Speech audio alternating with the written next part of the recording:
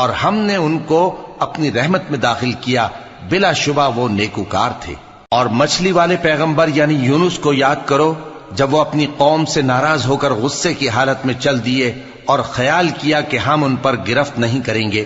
مگر پھر اندھیروں میں اللہ کو پکارنے لگے کہ تیرے سوا کوئی معبود نہیں، تو پاک ہے اور بے شک میں قصوروار ہوں۔ تو ہم نے ان کی دعا قبول کر لی اور ان کو غم سے نجات بخشی،